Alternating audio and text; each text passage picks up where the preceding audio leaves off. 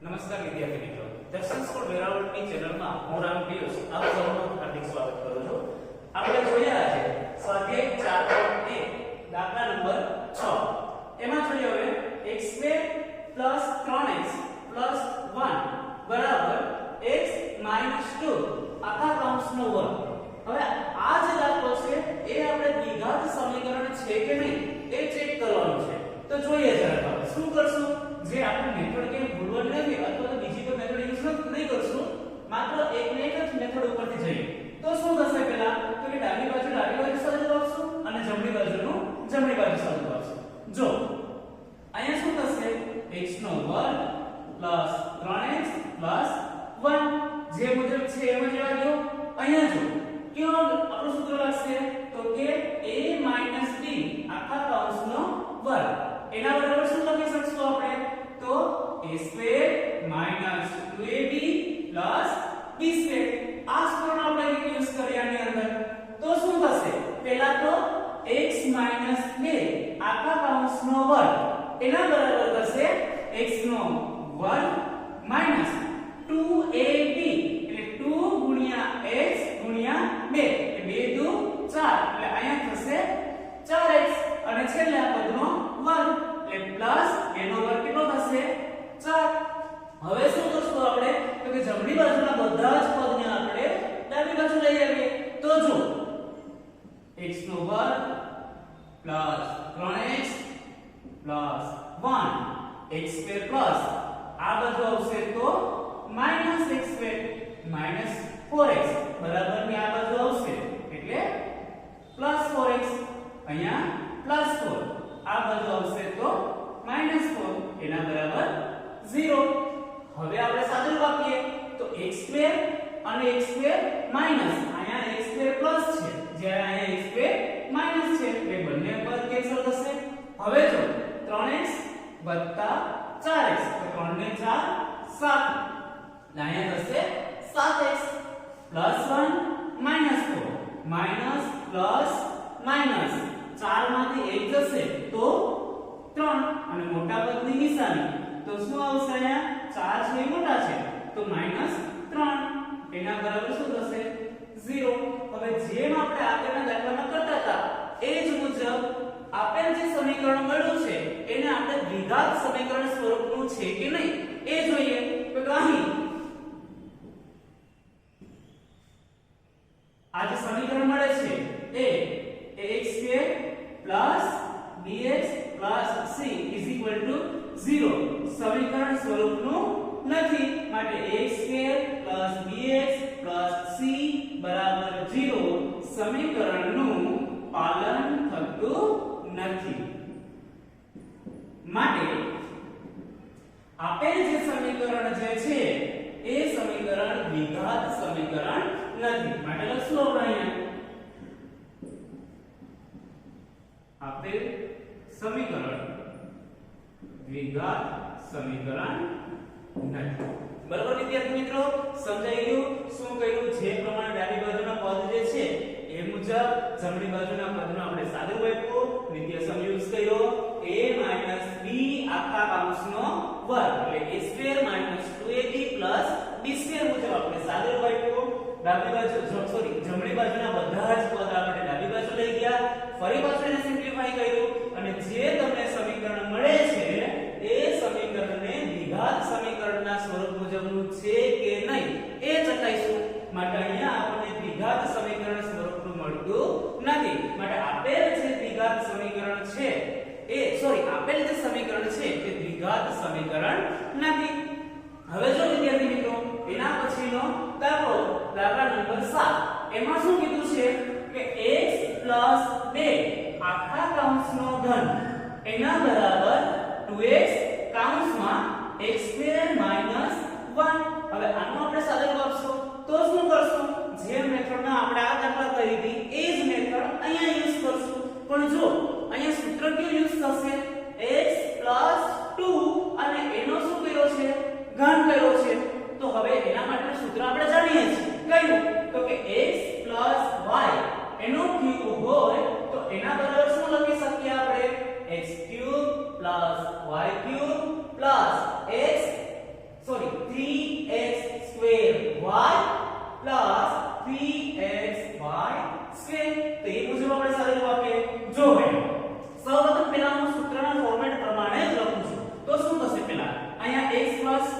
છે, આને માની લ્યો શું છે, આ x છે અને આ માની લ્યો કે y છે.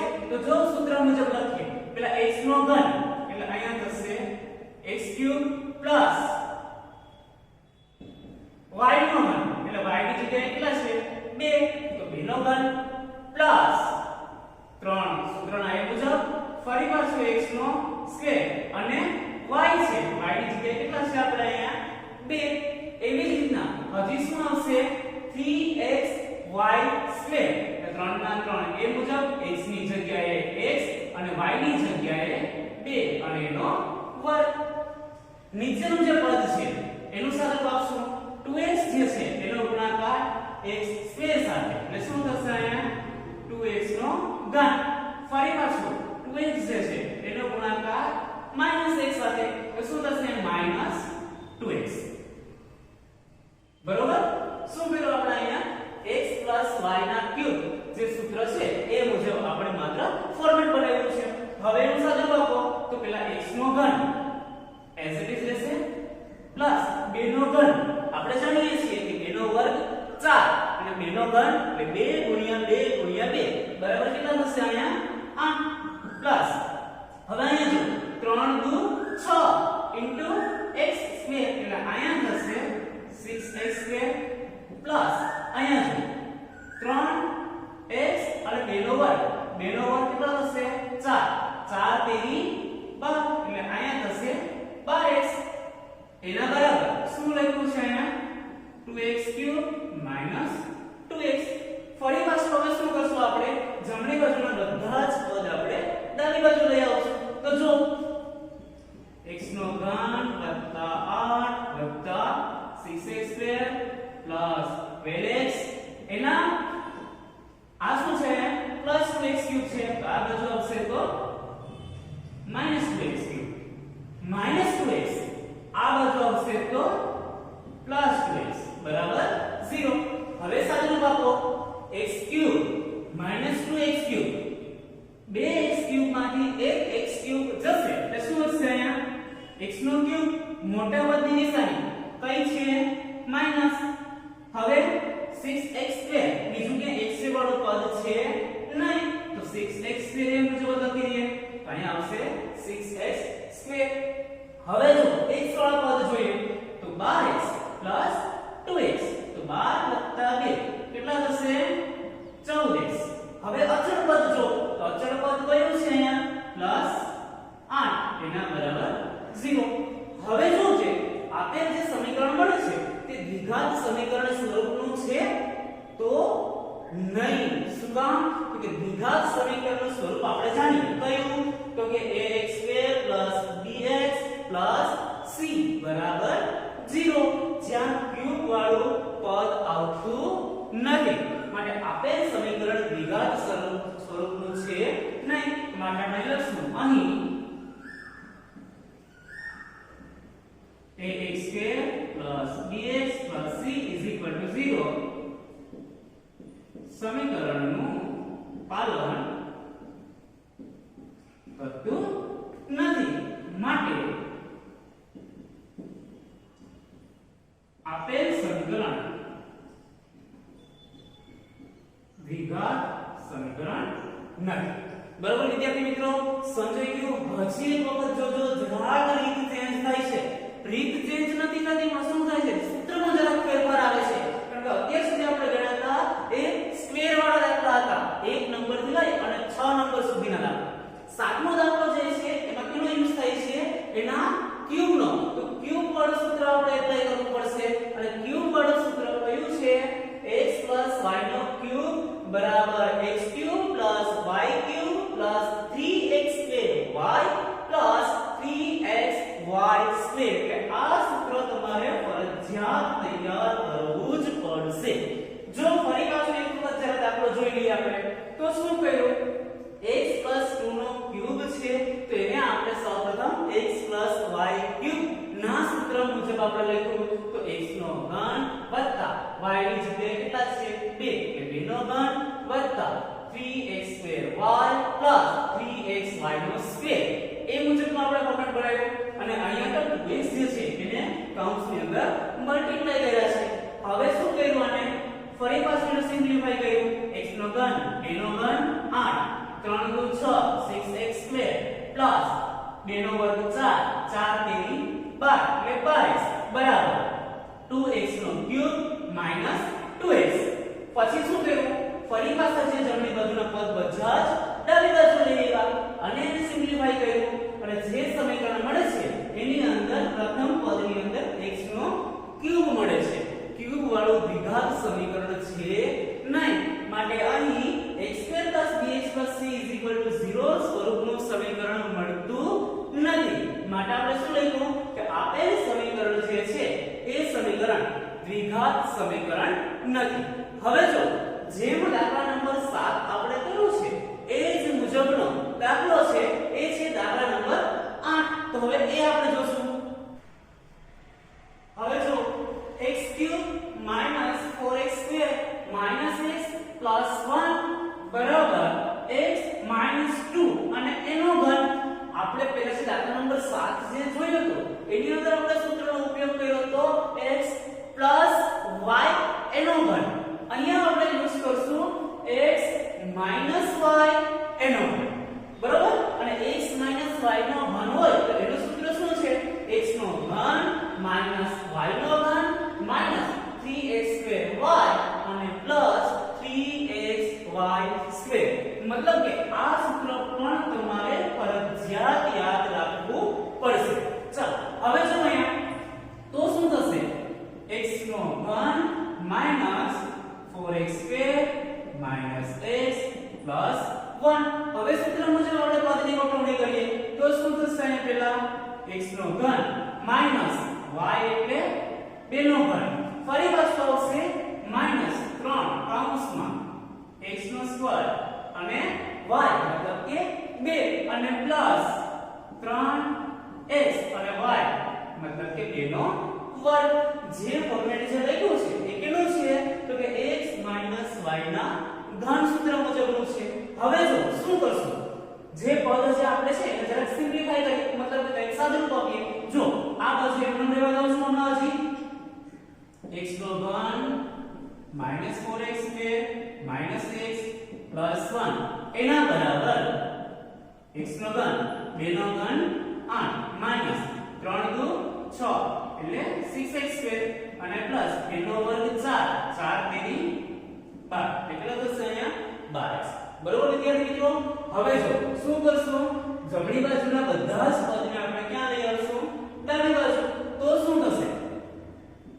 x નો ઘન -4x² - x + 1 x³ પ્લસ આ બાજુ આવશે તો -x³ -8 આ બાજુ આવશે તો +8 -6x² બરાબર ની આ બાજુ એટલે +6x² +12x આ બાજુ આવશે -12x એના બરાબર 0 હવે સાદું આપીએ તો સૌપ્રથમ પહેલા મોટી ઘાત વાળા પદના સાદું આપીએ તો અહીંયા મોટી ઘાત કઈ છે 3 x³ માંથી એક x³ બાદ થશે મતલબ શું થશે x³ કેન્સલ થઈ જશે હવે જો x² વાળા પદ -4x² + 6x² પ્લસ માઈનસ 6 માંથી 4 જશે કેટલા થશે 2 6 માંથી 4 જશે એટલે 2 એટલે થશે અહીંયા 2x નો સ્ક્વેર નિશાની કઈ આવશે મોટા પદની નિશાની કઈ છે મોટું પદ 6x² કઈ નિશાની પ્લસ માટે અહીંયા શું આવશે પ્લસ 2x² હવે x વાળા પદ જોઈએ x વાળા પદ કયા છે અહીંયા -x અને -12x તો શું થશે માઈનસ પ્લસ 12 અને 1 કેટલા થશે 13x મોટા પદની નિશાની માઈનસ અને પ્લસ 8 + 1 કેટલા થશે 9 એના બરાબર 0 અહીંયા હવે જે મળે છે એને આપણે શું કરશું તો કે દ્વિઘાત સમીકરણના સ્વરૂપ મુજબનું છે કે નહીં એ ચકાસશું તો અહીં ax² + bx + c = 0 જો એ મુજબનું મળે છે તો કે હા મળે છે શું મળશે તો a બરાબર કેટલા છે b 2 b બરાબર કેટલા છે તો કે -3 અને c બરાબર 9 મતલબ કે ax² + bx + c = 0 સમીકરણનું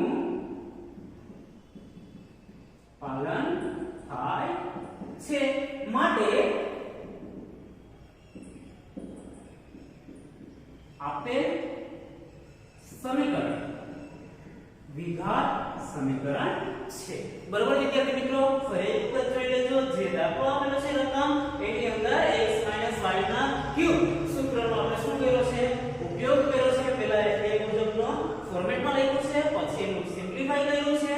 એ બધા જ પદને આપણે જમણી બાજુથી ડાબી બાજુ લઈ ગયા છે અને ફરી પાછું એનું સિમ્પ્લિફાઈ કર્યું છે અને લાસ્ટમાં એને આપણે દ્વિઘાત સમીકરણના સ્વરૂપ સાથે સરખાવ્યું છે. માટે આપણે કહી શકીએ કે આપેલ સમીકરણ એ દ્વિઘાત સમીકરણ છે. તો વિદ્યાર્થી મિત્રો, અહીંયા આપણો સ્વાધ્યાય 4.1 નો દાખલા નંબર 1 જે છે એના પેટા 8 દાખલા અહીંયા પૂરા થાય છે.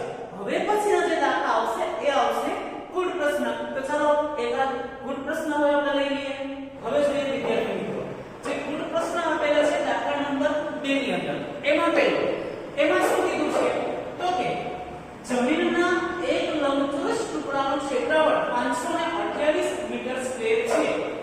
તેની લંબાઈ મીટરમાં આપેલી છે અને પહોળાઈ એ પણ કેમાં આપેલી છે, મીટરમાં આપેલી છે. એના બમણાથી 1 મીટર જેટલી વધુ છે. શું તો કે એની પહોળાઈ જે આપેલી છે એના કરતા એની લંબાઈ, જો ફરી પાછું વ્યવસ્થિત જો, એનું ક્ષેત્રફળ 528 મીટર સ્ક્વેર છે. તેની લંબાઈ પહોળાઈના બમણાથી 1 મીટર જેટલી કેવી છે, વધારે છે. આપણે જમીનના આ ટુકડાની લંબાઈ અને પહોળાઈ શોધવી છે એટલે માત્ર આપણે તો અહીંયા દ્વિઘાત સમીકરણની અંદર જ ફેરવવું છે. તો શું કરશું આપણે, તો કે જે પ્રમાણે કીધું છે એ મુજબ કંઈક ટ્રાય કરીએ. મિત્રો, આવા દાખલાની અંદર પહેલા રકમ સમજવી ખૂબ જ મહત્વની છે. રકમ જ્યાં સુધી તમારા મગજની અંદર ક્લિયર નહીં થાય ત્યાં સુધી આવા દાખલા તમને ઘણા જ અઘરા પડી શકે. તો ખાસ જો શું કહ્યું સૌપ્રથમ આપણે અહીંયા, તો કે ધારો કે જમીનનો ટુકડો જે છે એની પહોળાઈ તમે x મીટર ધારી લો. ચલો, જમીનના ટુકડાની પહોળાઈ તમે x મીટર ધારી લીધી. તો એની લંબાઈ કેવી હશે, તો કે પહોળાઈ કરતા બમણી. પહેલા આપણે પહોળાઈ શું કરી હતી, x, લંબાઈ પહોળાઈની બમણી એટલે x ના બમણા 2x અને એમાં ફરી પાછું 1 મીટર વધારે એટલે 2x 1 થશે. પછી શું કીધું તમને કે એ જે જમીનનો ટુકડો છે એનું ક્ષેત્રફળ તમને 528 મીટર સ્ક્વેર આપી દીધું છે. કેટલું આપી દીધું, 528 મીટર સ્ક્વેર. હવે આપણે જો લંબચોરસનું ક્ષેત્રફળ છે તેનું સૂત્ર આપણે જાણીએ છીએ. કયું છે, તો લંબચોરસનું ક્ષેત્રફળ બરાબર લંબાઈ ગુણ્યા પહોળાઈ. એ લંબચોરસના ક્ષેત્રફળની જગ્યાએ જે આપેલું છે એ મૂકશું 528 લંબાઈ અને પહોળાઈ આપણે ધારી છે કેટલી, x, અને એની ઉપરથી આપણે લંબાઈ મેળવી છે. કેટલી મળે છે, 2x 1. એ સૂત્રની અંદર આપણે ફોર્મ્યુલા બનાવી દઈએ અને પછી એનું આપણે સિમ્પ્લિફાઈ કરીએ તો આપણને દ્વિઘાત સમીકરણ સ્વરૂપે મળી જશે. ચલો ટ્રાય કરીએ. શું કરશું પહેલા, તો કે તમને એની અંદર કીધું છે કે ભાઈ ધારો કે જમીનના ટુકડાની પહોળાઈ કેટલી છે, x મીટર જે આપણે ધારી છે. પછી એની લંબાઈ કેવી છે, બમણાથી 1 વધુ, મતલબ કે x ના 2 ગણા કરો તો કેટલા થશે, 2x. એના કરતા 1 વધારે એટલે પ્લસ 1 મીટર થાય. આપણને અહીંયા મળી ગઈ પહોળાઈ કેટલી, x મીટર, અને એની લંબાઈ પણ મળી કેટલી મળી, 2x 1 મીટર. હવે આપણે જાણીએ છીએ શું, તો કે જમીનના ટુકડાનું ક્ષેત્રફળ. જમીનનો ટુકડો કેવા આકારનો છે, તો આપણે ઉપર જ કીધું છે કેવા આકારનો છે, લંબચોરસ આકારનો. લંબચોરસનું ક્ષેત્રફળ આપણે જાણીએ છીએ શું, તો કે લંબાઈ ગુણ્યા પહોળાઈ. એટલે જમીનના ટુકડાનું ક્ષેત્રફળ આપણને જે આપ્યું છે એ મૂકી દીધી છે કિંમત અહીંયા. કેટલું આપ્યું છે, તો કે 528. પછી લંબાઈ કેટલી મેળવી આપણે, 2x 1 અને એની પહોળાઈ કેટલી ધારી હતી, x.